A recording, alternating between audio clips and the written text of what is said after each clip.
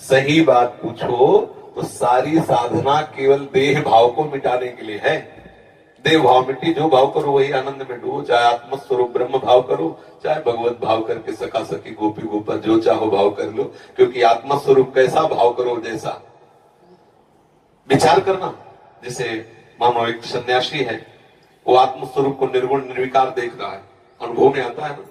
एक भक्त है, उसे दास रूप में देख रहा है। दास शरीर थोड़ी होता है, दास स्वरूप भाव में उसने भावना की भेद बुद्धि करके, और तो उसे दास सेवक भाव अनुभव हो रहा है। जो जैसे भावना करता है आत्मस्वरूप, जैसे अभी हम देह भाव में हैं, तो हमें यही तो लग रहा है मैं यही हूं, तो आत्मस्वरूप की भावना हम देह भाव में कर लिए ना। अब इसे हटाइए, आप जो भाव कीजिए। अंतिम समय यदि मृग का चिंतन करते हैं तो आत्मस्वरूप मृग स्वरूप में प्रकाशित हो जाता है।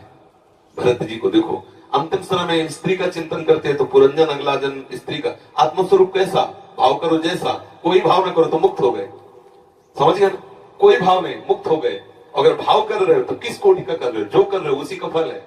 अपने लोग क्या भगवत भाव, अपने लोग क्या सखी भाव, अपने को सखा भाव, अपने को दास भाव, जो भाव करो सो वो आपको प्रभु ऐसे ही अनुभव, आत्मस्वरूप प्रभु है। और कोई भाव नहीं तो जीवन मुक्त हो गए।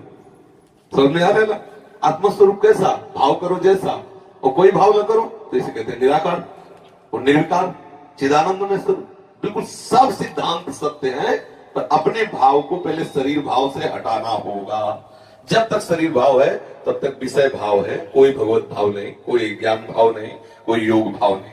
योग में भी चित्तवृत्ति का निरोध करके विषयों से हटाकर आप परमात्मा स्वरूप प्रभु में लगाया जाता है। ज्ञानी जन देह भाव का नाश करके अपने स्वरूप में स्थित हो जाते हैं। भक्त जन देह भाव का नाश कर भगवत स्वरूप में, जिसे आत्मा कहते हैं ज्ञानी जन, भक्त जन उसे भगवान कहते हैं, योगी जन उसे परमात्मा कहते हैं। तो वही एक तत्व, समझ रहे ना। ये देह भाव हटाना, तुम पुरुष न थे ना हो न रहोगे। ये पोशाक पुरुष की धारण करने से कोई पुरुष नहीं हो जाता, पर ये भाव मिटना बड़ा कठिन है, इसीलिए साधन में लगाया जाता है। अगर भाव अभी समझ में आ जाए तो अब भी आत्मा का कोई बंधन नहीं है। इसीलिए मोक्ष भी झूठा और बंधन भी झूठा। अब वो कोई कहेगा शास्त्रों में इतना मोक्ष का महिमा लिखी है, तो मोक्ष भी झूठा है और बंधन भी झूठा है। जब बंधन ही झूठा है तो मोक्ष कैसा, किसका? सहज स्वरूप मुक्त आत्मा का कभी बंधन हुआ ही नहीं, तो झूठा ही तो है मोक्ष। बता, आप बताओ कभी आत्मा का बंधन हुआ क्या? कभी आत्मा का त्रिकाल में कहीं बंधन शास्त्र में लिखा हो तो मैं बताओ।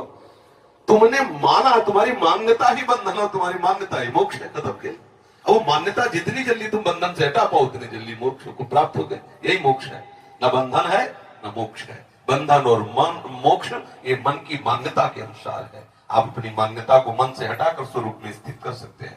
इसी के लिए बहुत से साधन बताए गए, ज्ञान मार्ग, कर्म योग मार्ग, भक्ति योग मार्ग। जिस मार्ग से चले, ये प्रपंच का जो है ये वैराग्य भाव जब तक नहीं आएगा तब तक आंतरिक बातें समझ में नहीं आती। चाहे प्रवचन जितना कर ले, चाहे जितना सुन ले। नायमात्मा प्रवचनेन लभ्या, चाहे जितना प्रवचन कर ले लेकिन आत्म तत्व का बोध नहीं होता। चाहे जितना प्रवचन सुन ले, चाहे जितना बुद्धि बलवान हो, आत्म तत्व जब वर्ण करें तब होता है। हमारा लक्ष्य दृढ़ हो जाए और सब बाहरी, आज हम चाहे जितना सुने व्यवहार कोई सत्य मान रहे, देख लीजिए छोटी छोटी बात में प्रतिकूलता अनुकूलता, लड़ाई झगड़ा राग द्वेष कहाँ है? केवल बातें केवल हो रही। आत्म तत्व बोध की तरफ या भगवत मार्ग की तरफ सच्चाई से चलने लगो, अंदर ही मार्ग दिखाई देने लगेगा, अंदर ही प्रकाशित हो जाता है मार्ग। साधकों को ज्यादा माथापच्ची नहीं करनी पड़ती।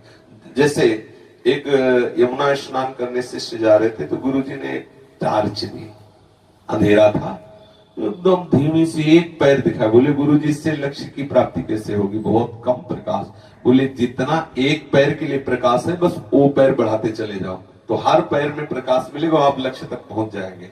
बस ऐसे ही हमें जो नाम मिला है, थोड़ा चिमचिमाहट सी लग रही है आनंद की, उतने भी आप चलना प्रारंभ कर दो, आपको लक्ष्य तक पहुंचा देंगे। होता क्या है, हम इस बात में परेशान रहते हैं, ये मंत्र नहीं वो मंत्र। मंत्रों से कुछ नहीं होना, चिंतन से होना है। आप चिंतन सुधार लो, अभी ठीक हो, अभी आनंद आ जाएगा। कुछ न जपे, कुछ न जपे, कुछ न चाहे, जीवन मुक्त हो गए। ये जितना चाहे संन्यास मार्ग हो चाहे भक्ति मार्ग हो, ये जो नाना प्रकार के भागवतिक बातें हैं, ये विषय चिंतन मिटाने के लिए है। एक स्थिति ऐसी आती है, पूर्ण कृतकृत्यता का अनुभव होता है, वो जप वाला भी नहीं रहता। और संतों ने तो इतना कहा है कि आराध्य देव ही उसका जप करते हैं, वो तो पड़ा रहता है।